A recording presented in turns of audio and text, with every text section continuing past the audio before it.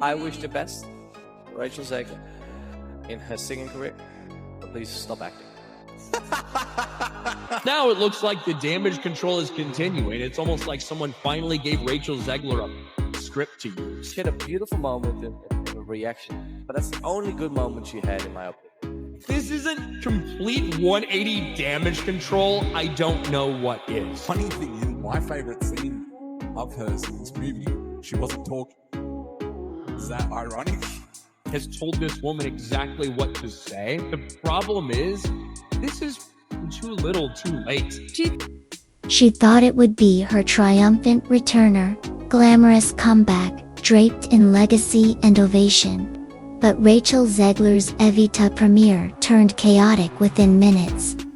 Instead of applause, the audience began leaving their seats and, not for intermission. Considered that like Jamie Lloyd is doing a bit. What I mean is, Evita started previous to me, and it seems like Rachel Zegler spends the majority of the show in a black slip, and then starts Act 2 singing on the balcony, and the show ends with Diego in black underwear, covered in, well, it looks like blue icing, but like, you know, it's giving Tom Francis at the end of Sunset. I'm seeing it next month, so, you know, not judging it. But I'm starting to be like, do we think Jamie Lloyd is like making fun of us? It's sort of like, what if I strip a musical down to its core, and then I cast someone famous? Will people still reward it and give me props / pay lots of money?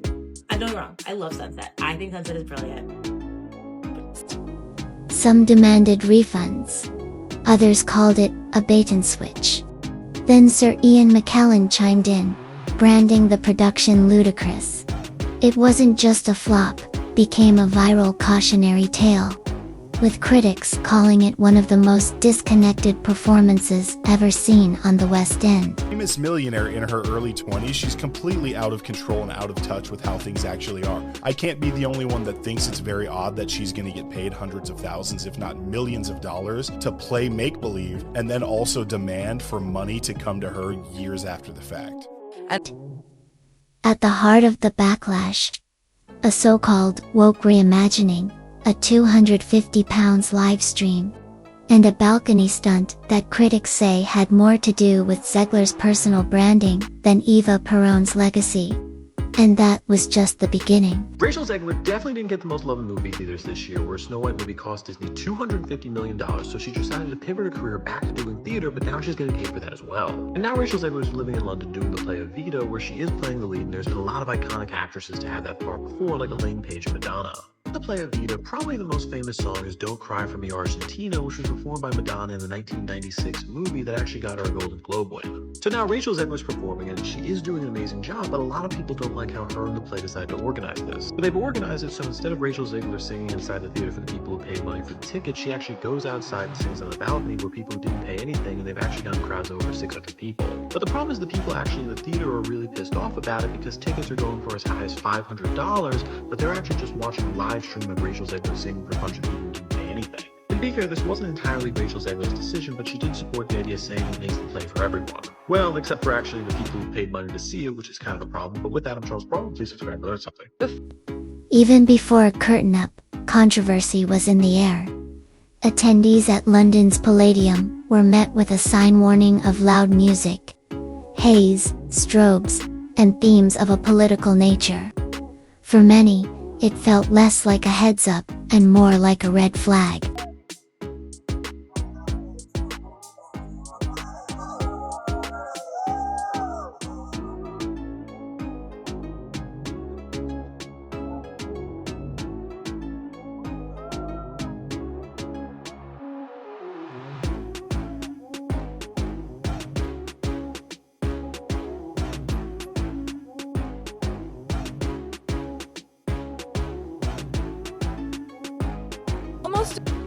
Instantly, critics labeled it another entry in what they call woke theater, where content warnings, political messaging, and softened language dilute the emotional punch of classic art. It's hard. And it's lonely. It's very lonely. I just know that if that loneliness can exist, so can other things, and I will be okay. And this wasn't just fringe critics talking. Sir Ian McKellen didn't hold back, calling the pre-show warning absurd. Theater should confront, he said. It's supposed to move you, even shock you. That's the point. It's to look at other people's acting, particularly in the company of a like-minded friend. If you go and see something at the Playhouse here and then work out afterwards why it was rubbish or why it wasn't. And if you can't afford the theatre, go to the movies. If you can't afford the movies, watch TV together. Why is she so good? How's that achieved? Well, you can freeze frame and talk about it and learn hugely. And equally from a performance you don't think is any good. And if you don't fancy doing that, well, just sit on a bus and look at people. Because I let you into a secret, all the world's a stage and all the men and women merely players. Social media exploded. One viral post mocked, "Imagine warning people a musical about Eva Perrin might be political." Another joked, "2025 theater, come for the drama, stay for the disclaimers."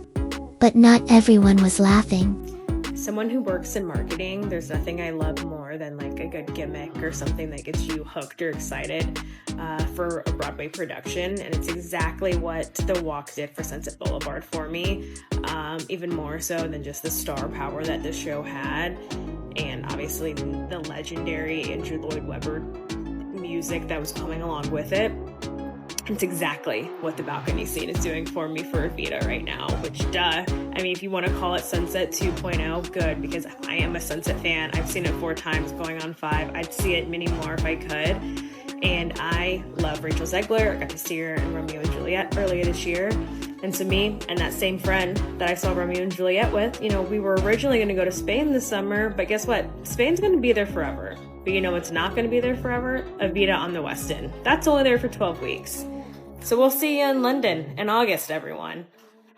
Because we booked them tickets, we booked those flights. We're making some plans, we're making a week of it. We're going to have ourselves a time, a little girls trip. Anyone else doing this? Anyone else going to be out there at the same time? Let me know. Or if you have London Recs, send them our way. They are. Supporters claimed the warnings were about inclusion, acknowledging neurodiverse audiences and emotional triggers. But that defense didn't hold for long. The themes weren't subtle, they were central, front and center. Jamie Lloyd just couldn't help himself, could he? He said, "If I am directing a revival of an Andrew Lloyd Webber show, it simply must end with the male lead getting completely naked in his black underwear covered in goo." He did it in Sunset, and now he's doing it in Evita on the West End. He's also, if you don't know, staging the Act 2 opener on the balcony of the theater outside. Very similar to the Sunset Walk. And I am getting a little bit worried that this is going to feel derivative. I feel like these elements felt really new and revolutionary in Sunset, and I'm a little worried that if he's just repeating the same formula, it's not going to feel as new and fresh. Now, obviously, it's not a complete one-to-one. We can see in these photos the set is a giant staircase, which obviously is more set than Sunset had. And Rachel Zegler is seen in a full costume, although she is seen in production photos at other points in the show wearing a black slip. And so I'm very curious to see how it all plays next month when I go see it on the West End. I'm not necessarily opposed to any of this before I see it in context, but I am expressing trepidation. Critics say the show was drenched in ideologies, tripping away the glamour, nuance, and power that made Evita iconic. This wasn't a revival, it was a lecture. And the audience, already skeptical, was about to get a shock.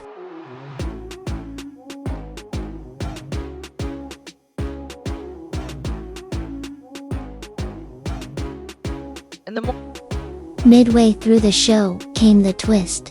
Zegler, in full costume, stepped onto a real balcony outside the theater to perform "Don't Cry for Me Argentina" for the crowd in the street. Inside, the paying audience watched it on a screen. Yes, a live stream, for £250 seats.